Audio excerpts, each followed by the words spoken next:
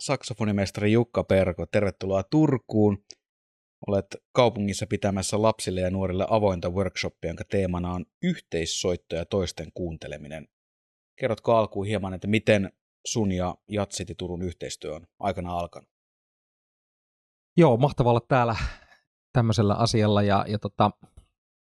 Mun yhteistyö on itse asiassa alkanut suoraan niin kuin Jussi Fredrikssonin kanssa joskus aikanaan jo taannoisella 90-luvulla, kun Jussi on ollut tuolla Sibelius Akatemian jazz-koulutusohjelmassa opiskellut ja mä oon siellä jotain workshoppeja pitänyt ja Jussi on siellä soittanut pianoa ja silloin jo osoitti, ei ainoastaan soittomiehenä hyviä otteita, vaan niin kuin myöskin näissä järjestyspuolella, että sai asioita aikaan ja on saanut Jussi porukoineen niin kuin hienoja juttuja Turussa, että täällä on ollut ilo käydä aina silloin tällä.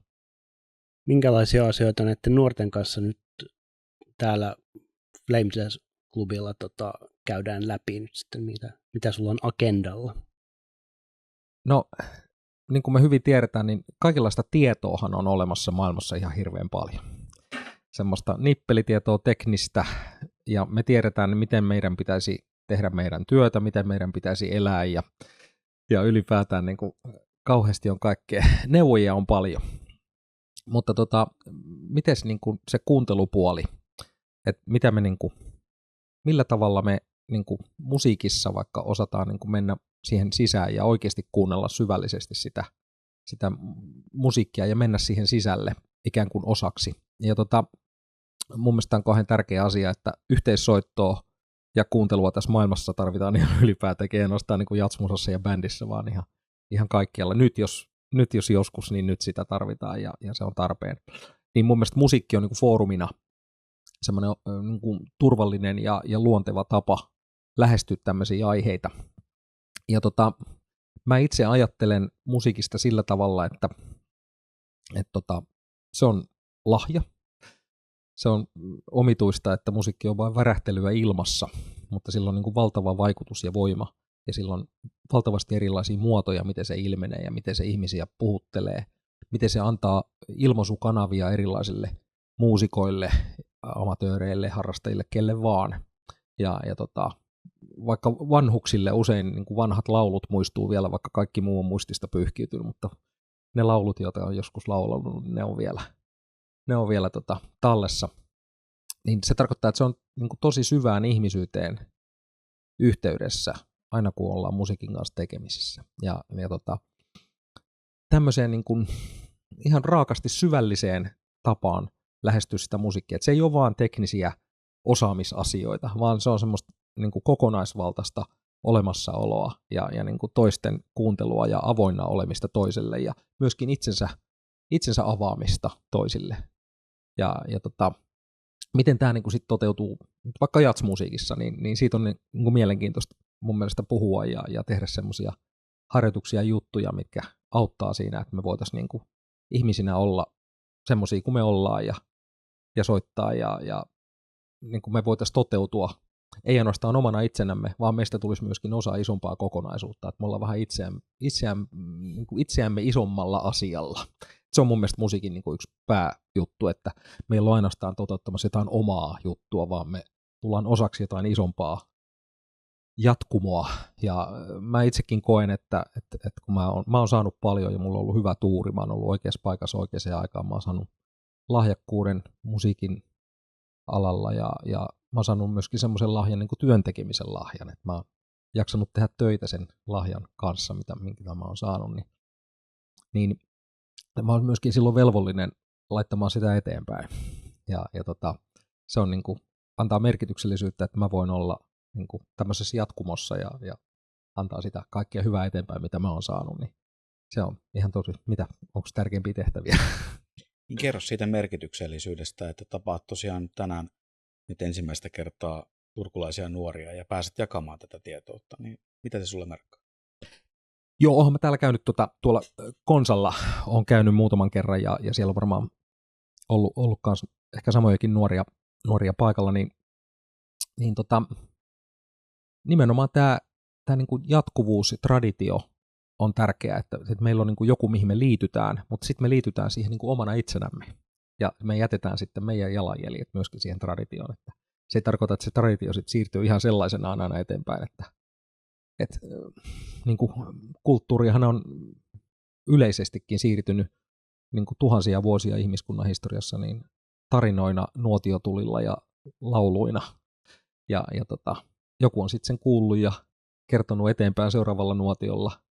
Ja se on muuttanut muotoonsa siinä matkan varrella, ja me ei tiedetä niin kuin missä kohtaa se tarina tai musiikki tai laulu on ollut parhaimmillaan, vaan se on ollut aina totta niille ihmisille, jotka siinä nuotion ympärillä on. Niin nämä on niitä tämmöisiä nuotioita, missä me niin kuin kerrotaan niitä tarinoita ja laittaa eteenpäin. Et mun mielestä se merkitys tulee nimenomaan tästä, että me hyväksytään se, että me ollaan osa tätä, ja sitten, että ei ole semmoista yhtä ainoata ihan oikeaa totuutta, vaan se on totta, mikä on tässä nyt.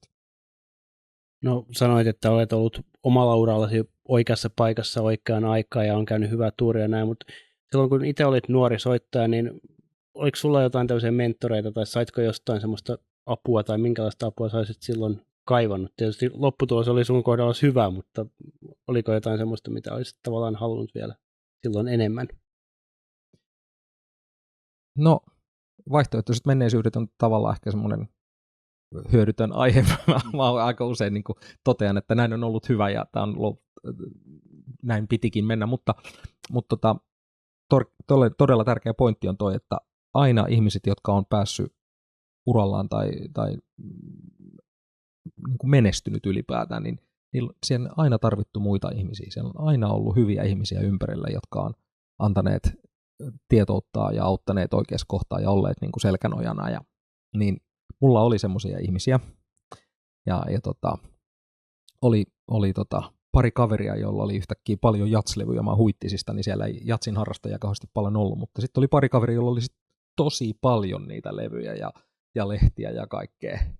Ja se oli niinku ihan semmoinen, parilla kaverilla oli niinku ihan mieletön merkitys. Ja sitten oli musiikinopettaja, joka oli koulussa yläasteella innostunut jatsista.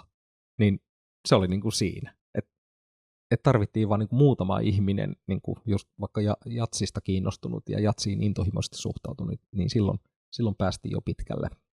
Et en mä oikeastaan osaa kaivata.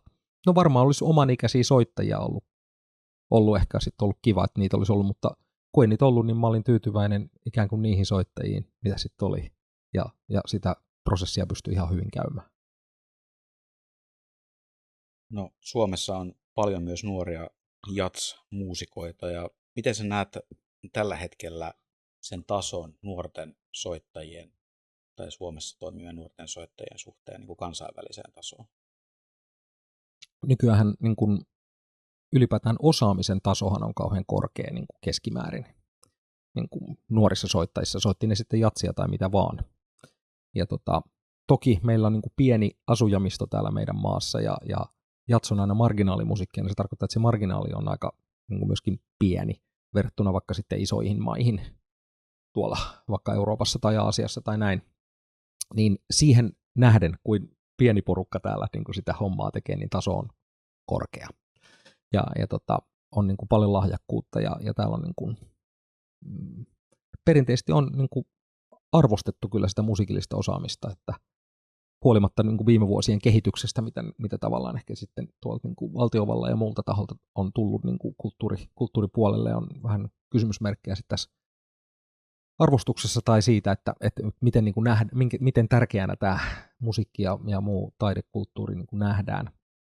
Niin osaamista kyllä nuorissa on ja siellä on potentiaalia paljon. No, minkälaisia mahdollisuuksia nuorella on tänä päivänä lähteä maailmaan? Varmaan mahdollisuuksia on, mutta kuinka tärkeää se nuorelle jatsmuusikolle on koittaa lähteä sinne maailmalle ja mikä sun neuvos olisi, että miten semmoinen kannattaisi tehdä? No kyllä se on kauhean tärkeää, että sinne maailmalle lähdetään ja lähdetään katsomaan niitä muita kulttuureja ja oppimaan sieltä ja tapaamaan ihmisiä, jotka on niin kuin saman asian äärellä. Ja aika paljon tämä nykyään menee sillä tavalla, että nuoret on sitten jossain instituutiossa, jossain oppilaitoksessa, jossa on sitten erilaisia vaihto-ohjelmia ulkomaisien opinahjojen kanssa, ja niiden vaihto-ohjelmien kautta sitten päästään ulkomaille, ja siellä tutustutaan, ja monien suomalaistenkin menestyneiden muusikkoiden kansainvälistyminen on lähtenyt siitä, että ne on opiskeluaikana sitten ollut jossain vaihdossa, sitten ne on tutustuneet siellä, ja sitten aletaan järjestää yhteisiä keikkoja, että järjestää Suomeen sitten sille kaverille ja sitten se järjestää siellä ja sitten se pallo lähtee pyörimään. Et nämä on kyllä ihan tosi keskeisiä juttuja, koska jokaisessa maassa jats-ympyrä on kuitenkin aika pieni, niin se on tärkeää sitten olla niin kuin kansainvälisesti verkottunut, niin kun on mahdollisimman monessa maassa niin kuin verkkoja, niin sitten on mahdollisuus jotenkin toimia laajasti, vaikkakin se on marginaalissa se jats-musiikki kaikissa maissa. Kuinka tärkeää sun mielestä, tai pohjaten siihen, että sä oot itse tehnyt paljon kaikenlaisten muusikoiden kanssa töitä myöskin niin kuin jatsin ulkopuolella, niin kuinka tärkeää sulla on, niin kuin, tai kuinka tärkeää se on, että tekee mahdollisimman laajasti eikä jää vaan siihen niin kuin pieneen jats-ympyrään? No, tämäkin on vähän tyyppikysymys, että toiselle on luontevaa niin kuin keskittyy hyvinkin erikoistuneesti johonkin kapeaan alueeseen, ja se on juuri se jonkun kyseisen muusikon tehtävä olla siinä. Ja toiset on sitten niitä viestinviejä ja levittäjiä, jotka toimii laajemmalla niin kuin sektorilla, että tähän ei oikeastaan osaa antaa sellaista yleisohjetta, mutta että pitäisi oppia tunnistaa niitä omia vahvuuksia ja niiden vahvuuksien varaa rakentaa sitä omaa tekemistä. Workshopin teemana yhteissoitto ja toisten kuunteleminen. Mikä on tärkeintä kautta tärkeintä, ajatellen nuorta muusikkoa? Kyllä se on se olla auki niin kuin ulospäin. Meidän aika paljon rohkaisee siihen, tai ajaa siihen, että me ollaan kiinnostuneita aika paljon omasta itsestämme ja omista asioistamme ja omasta suorituksesta. Ja sitten kuitenkin musassa kuin musassa, niin homma kuitenkin menee niin, että kun ollaan oikeasti bändillä ja live-esityksessä, niin se, että kuinka hyvin se homma toimii yhteen, niin se ratkaisee, että onko se erinomainen vai onko se vain hyvä. Ja siinä on sitten kuitenkin aika ratkaiseva ero. Ja mun mielestä se on ihan keskeinen elementti se, että me päästään siitä omasta ajattelusta ja omasta suorituksesta ulos. Totta kai se on hyvin niin kuin leimallista, kun ollaan nuoria ja kehitetään sitä omaa juttua, että näin niin kuin aika paljon sitä mietitään sitä omaa suoritusta ja omaa itseä ja toiset saattaa pelätä epäonnistumisia ja toiset on taas sitten ottaa yltyypäisiä riskejä juuri siksi, että haluaa loistaa. Että miten nämä saadaan sitten toimimaan sen musiikin ja yhteissoiton hyväksi nämä niin kuin kunkin ihmisen erityispiirteet, miten hän niin kuin bändissä soittaa. Niin tässä on niin kuin haastetta ihan ei ainoastaan nuorille, vaan ihan meille kaikille. Mainitsit tuossa, että lahjakkuutta löytyy, mutta se myöskin, minkä tuossa totesit, että samaan aikaan kulttuurikenttä on ollut aikamoissa myllerryksissä viime vuosina. Onko tietyllä lailla nuorille tilausta ja tilaa kentällä? Kyllähän paljon halutaan löytää uusia nimiä ja löytää uusia lahjakkuuksia, ja kyllä semmoinen niin kuin on tilaus koko ajan niille uusille tekijöille ja tuoreille kasvoille. Et toisaalta taas sitten niin kuin tuntuu välillä, että keikkamarkkinat niin kuin menee sillä, että keikat vähenee, että on entistä enemmän muusikoita niin kuin kilpailemassa niistä keikoista.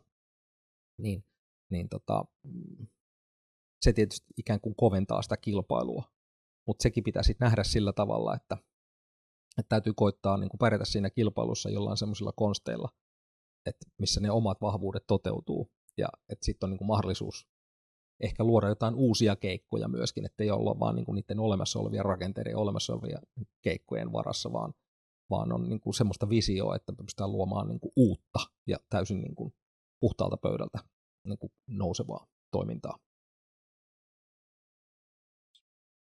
Aleksi ja Daniel, te olitte nyt tuossa Jukka Perkon workshopissa. Mitä jäi teille käteen?